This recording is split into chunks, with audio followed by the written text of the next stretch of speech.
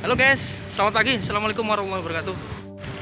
Saya akan bertemu dengan teman-teman saya di Zoom meeting, tentunya di Lemhanas, dalam rangka kegiatan Taplai gelombang 1 tahun 2020. Oke, mari kita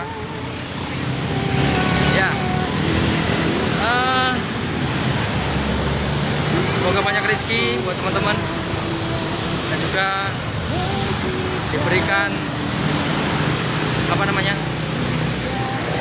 dimudahkan segala urusannya. Amin. Oke. Halo guys, selamat pagi. Assalamualaikum warahmatullahi wabarakatuh. Bersama channel Lurus Saja.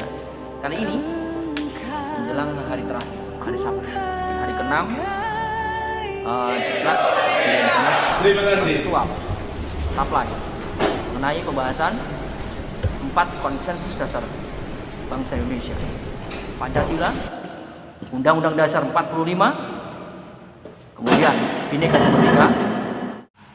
Jadi kita lihat bagaimana kegiatan terakhir dari kami.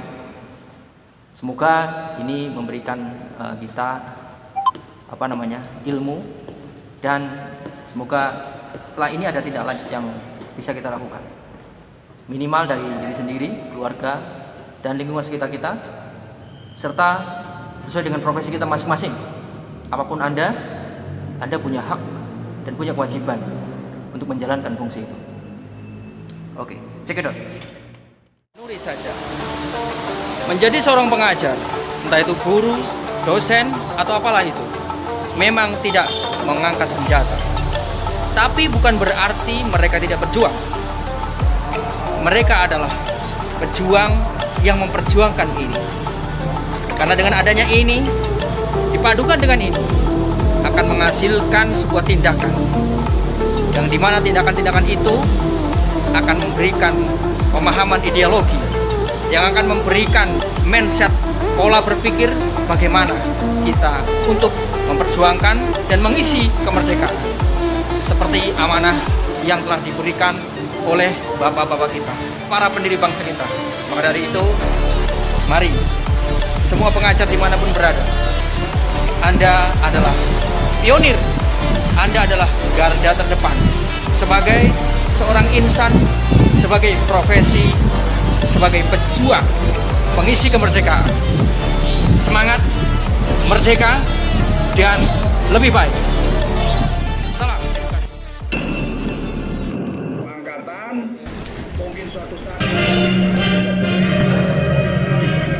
Indonesia tanah airku, tanah tumpah darahku. Di sanalah aku berdiri, jadi pandu hidupku. Indonesia kebangsaanku, bangsa dan tanah airku.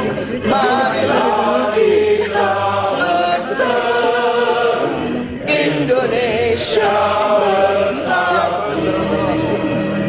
Hiduplah tanahku, hiduplah negeriku, bangsaku, rakyatku semua.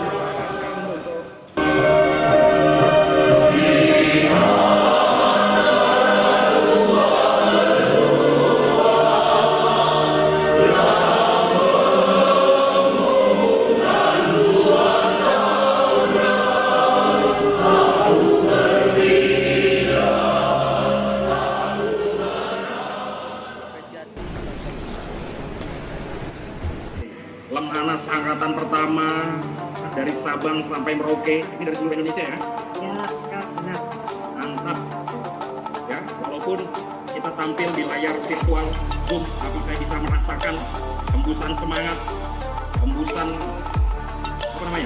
keinginan Bapak Ibu untuk terus bisa mengabdi pada nusa dan bangsa. Jadi tidak bisa dihalangi di media online ini. Izin Bapak Ibu, nanti semuanya yang di balik layar virtual, saya mohon untuk berdiri. Ya, saya mohon untuk berdiri, saya akan contohkan. Lalu kepalkan tangan udara seperti ini. Ini di sekitar siapa? Jawabnya Indonesia.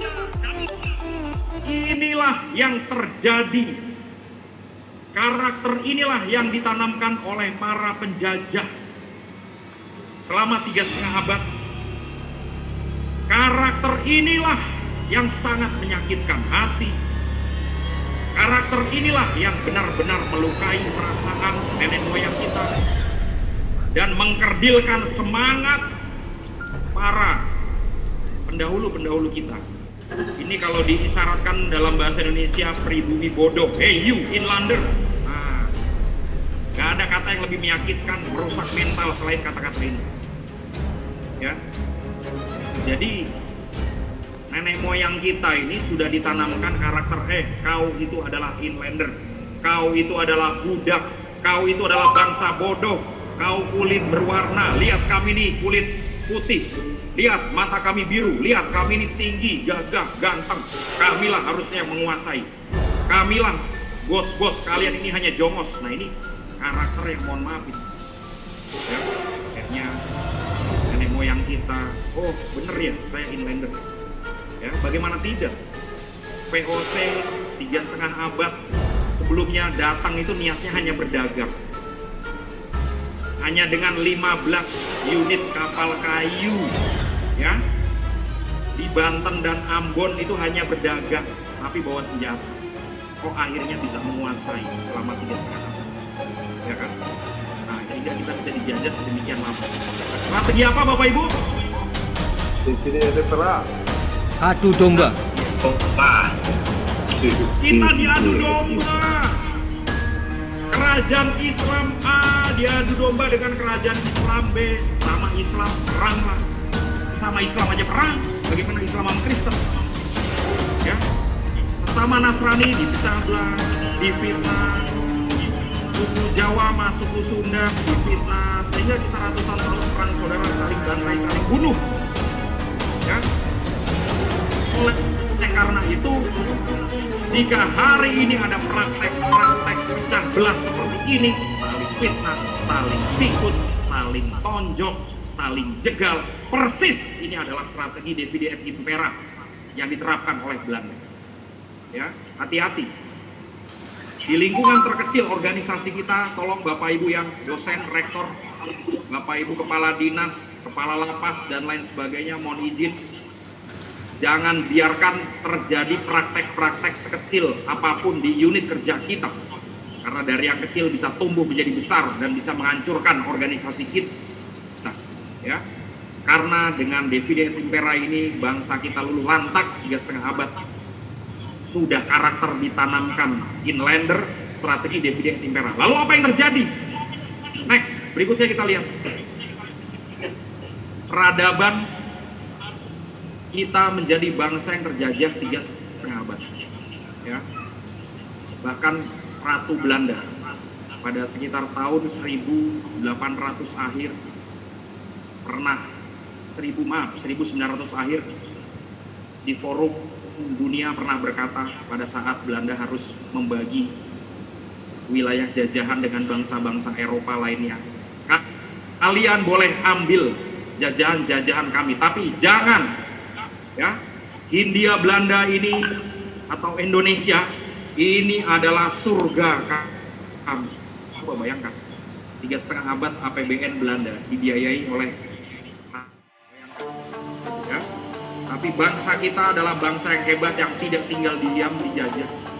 Nah akhirnya pada 1 Juni 1945 Bung Karno untuk pertama kalinya memperkenalkan Pancasila di depan audiens, ya, disiarkan melalui radio-radio, padahal saat itu diawasi oleh pemerintahan Jepang, ya, sehingga bangsa Indonesia tahu, oh ternyata dengan adanya Pancasila kita yang berbeda agama, berbeda suku, berbeda ras, berbeda kepercayaan, ternyata itu satu bangsa, satu saudara. Itu 1 Juni 1945 bangsa kita baru tahu.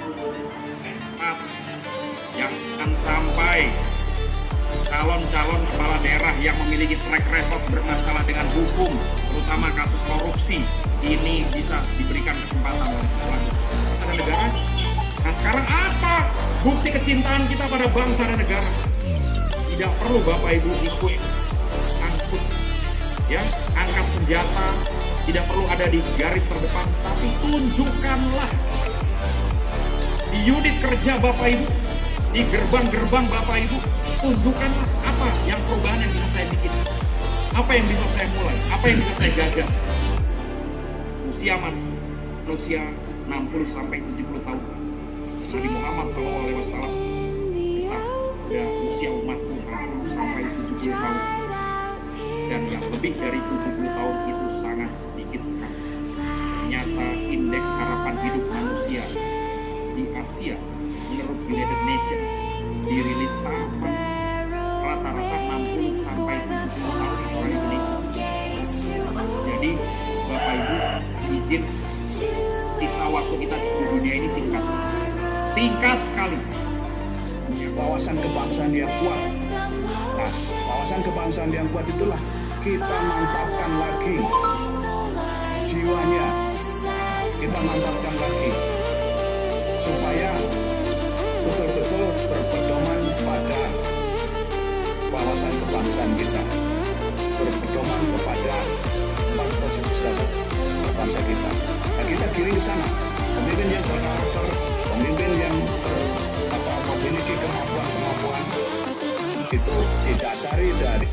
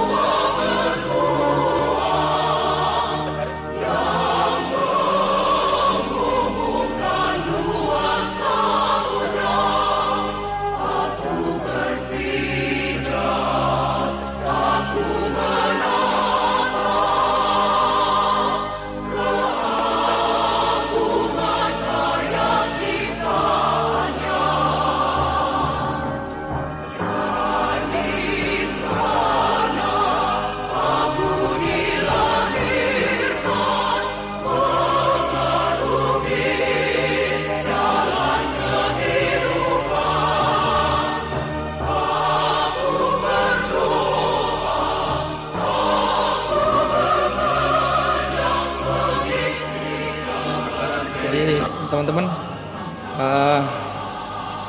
kami kelompok 1 ya, Taplai 1 angkatan 1 gelombang 1 ya, tahun 2020 dari kelompok 1 memiliki komitmen untuk mengkampanyekan 4 konsensus dasar bangsa Indonesia, yaitu 1. Pancasila, yang kedua Undang-Undang Dasar 1945, yang ketiga Bhinneka Tunggal Ika, dan yang keempat NKRI. Dengan nilai-nilai yang ada di dalamnya, yang semua telah tergabung dalam pelatihan kami di Kawah Chandra di Muka, Lemhanas. Semoga ini bisa kita amalkan ya. Dengan kampanye ini minimal untuk menguatkan apa ucapan kita dan dilakukan dengan perbuatan kita dan diberikan tauladan dari kita sendiri. Oke, semoga ini bisa menjadi pedoman kita untuk hidup lebih baik demi bangsa dan negara kita, demi keluarga dan masa depan anak cucu kita. Terima kasih. Salam edukasi. Assalamualaikum warahmatullahi wabarakatuh.